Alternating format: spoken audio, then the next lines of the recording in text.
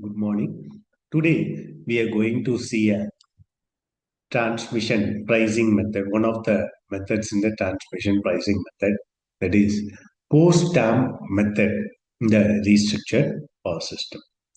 So, why this transmission pricing is needed in the restructured power system? In a deregulated power system, electrical energy generation, transmission, and distribution are operated by the different entities, as you know. It is separate entity. Gencos are separate entity which generates the power and gives the that generated power to transmission companies. Okay, and ISO will be a separate entity which will monitor the system is operating in the fair manner. And distribution companies are another entity which distributes the power to the end user consumers. And consumers also one more entity which consuming the power. Since many users share the same transmission network, a fair method is needed to recover this transmission cost, because transmission also involves the cost. So all like in our previous thing, we all concentrated on only on generation methods. And we are all concentrated only on consumers, end user consumers, how they purchase. But there is a big network in the transmission towers, or the big network, wherein which they only own and operate the whole transmission network. So, how to manage this transmission network, and what are the fair methods needed to recover this transmission cost? So one of the simplest pricing method is this post stampage, post stamp, postage stamp method.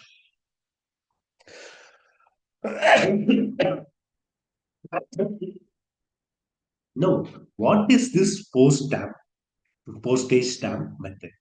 This postage stamp method is a flat rate transmission pricing technique where every user pays the same charges per megawatt. So whatever the users may be, either it might be domestic consumers, either it might be bulk consumers, every users will pay the same charges per megawatt. Okay, the charges is independent of the distance, irrespective of the distance. They need to pay the charge. 1 megawatt cost is this. That's all. Okay, so a distance of transmission network might be 300 kilometers or 200 kilometers or 100 kilometers. Everyone has to pay the same charge. That is, the charge is independent of the distance. So it does not depend on the actual power flow path.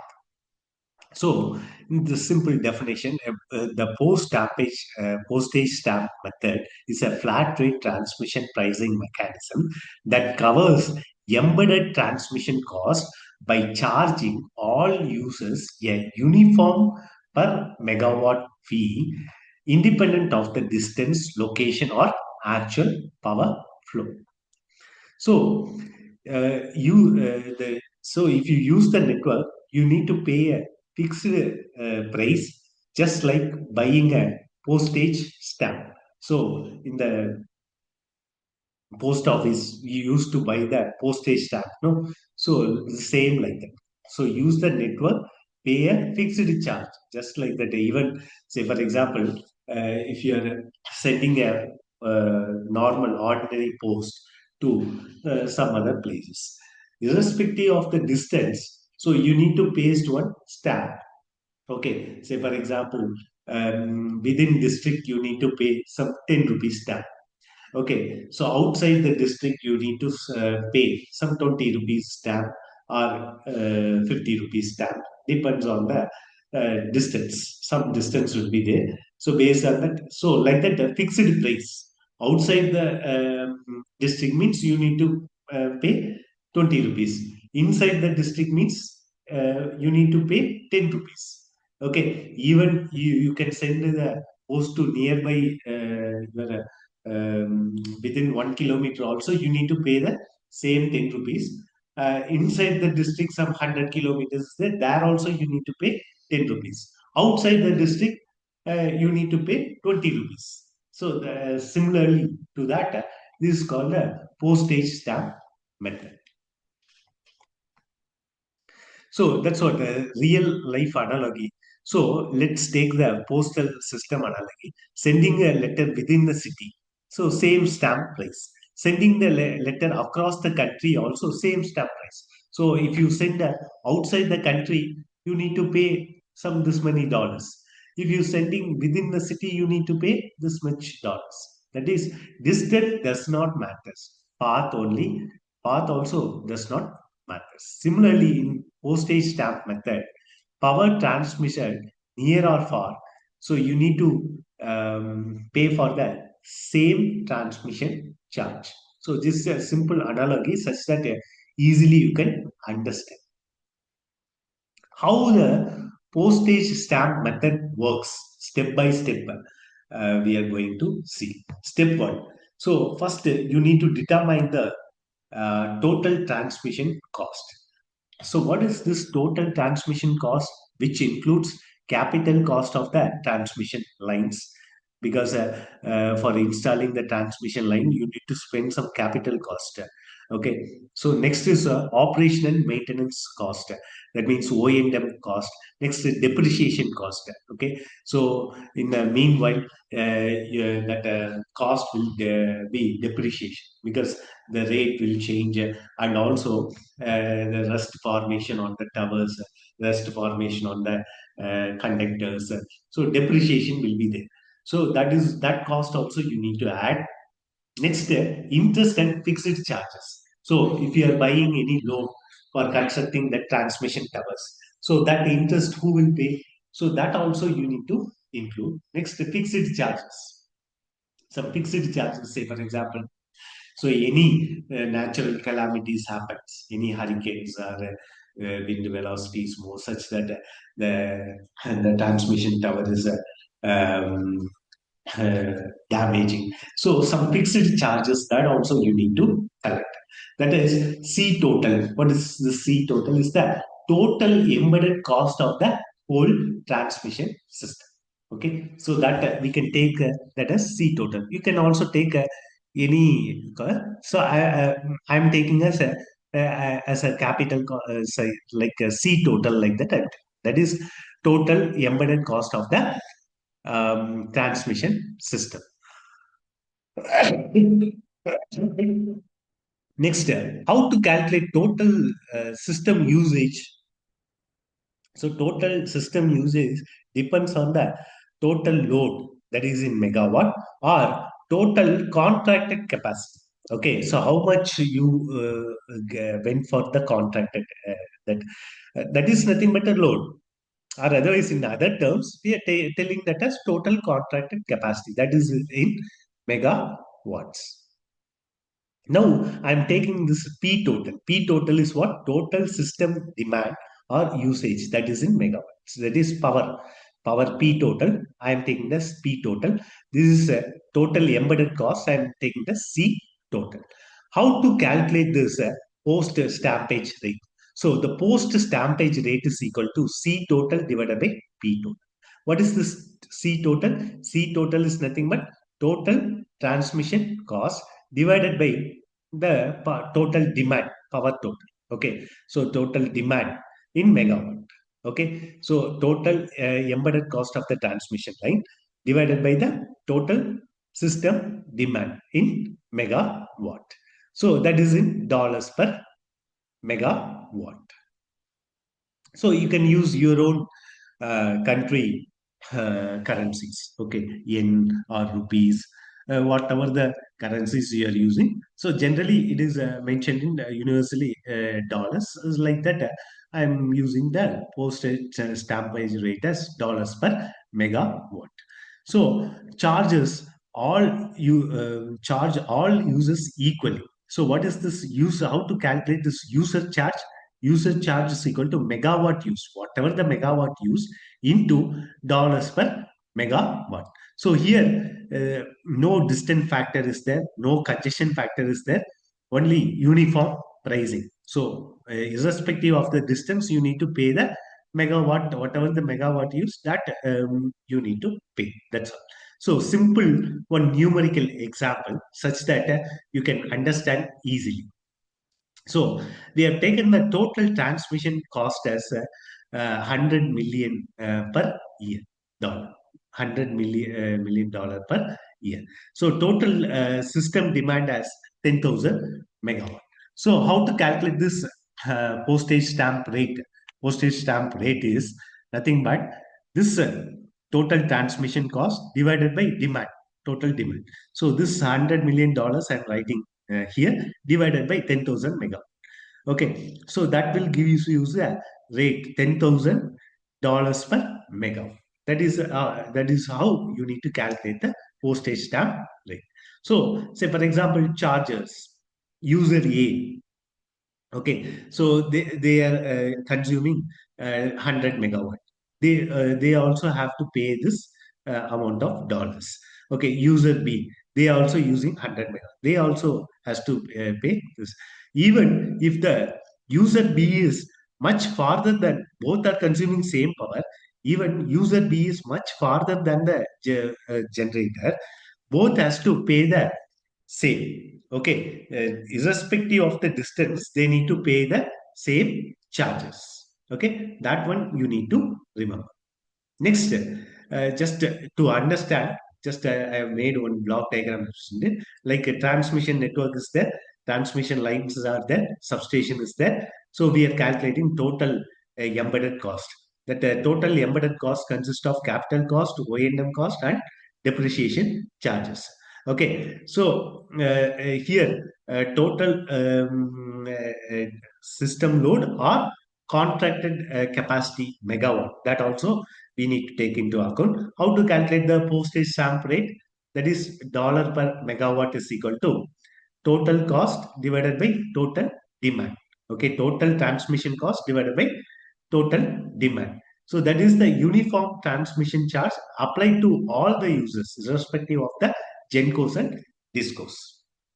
Okay, so this is the block diagram representation of the this postage stamp method.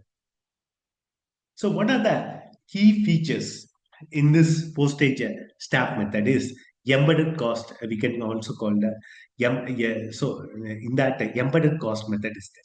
So embedded cost method uses the historical investment cost.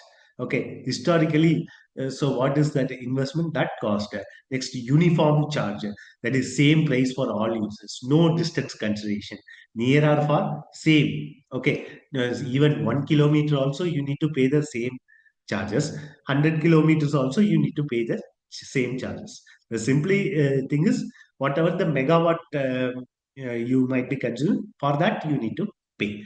So no congestion signal will be there, so cannot indicate any stressed lines in that particular network. So these are the key features in this postage stamp method. So in the regional application, one effect is called, that is called pancaking effect. So what is this pancaking?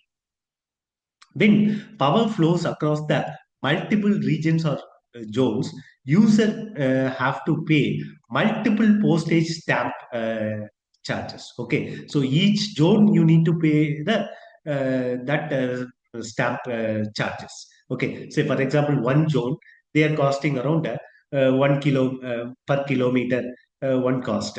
Say for example, some $100. Okay, per kilometer cost. Another zone they are charging $1,000 per kilometer. Another zone they are charging $500 per kilometer. So whatever the zones you are coming across, that zone cost you need to pay. So what is this caking effect? This pancaking effect arises when power producers and the buyers are located in different control areas. Okay, so different states are different regional transmission operators.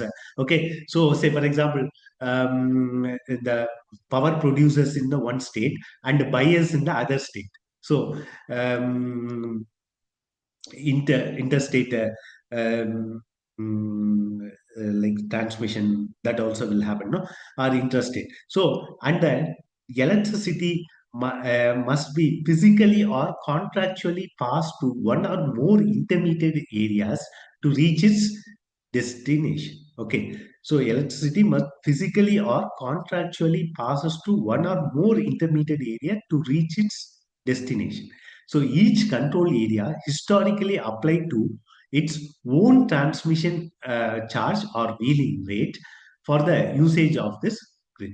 Okay, so each control area historically applied to its own transmission charge or wheeling charge for the usage of this grid. That means, say for example, generation company is there in one region. So it is we are giving to transmission network. So zone A, it is the power is transmitting in zone A. You need to pay the zone A transmission tariff, and it is also crossing zone B. You need to pay the Zone B transmission tariff. Also, it carries it passes the Zone C. You need to pay Zone C transmission tariff, and finally to the distribution companies. So okay, so charges applied: Zone A charge, Zone B charge, and Zone C charge. So total charges increases.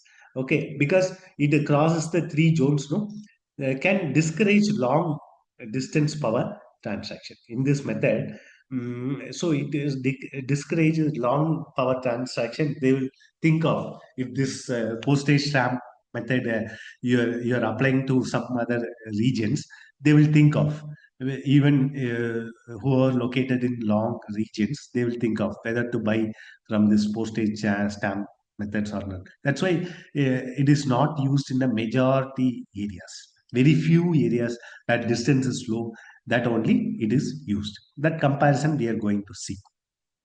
What are the advantages, main advantages of this postage stamp method? Very simple and easy to implement, transparent and predictable. Okay, because everything is known already and predictable. Ensures full recovery of the fixed transmission cost. Okay, so fixed transmission cost, you will get full recovery. Next, suitable for initial stages of deregulation. Okay, so only very initial stages and for very small distances like that. What are the limitations? Does not reflect the actual power flow. Okay, because irrespective of the distance, and also it ignores the distance and network usage. No congestion pricing signal. Okay, no congestion pricing, inefficient generation location decisions. Okay, next, can lead to unfair cross subsidizers. Okay, so these are the limitations in the post stampage method.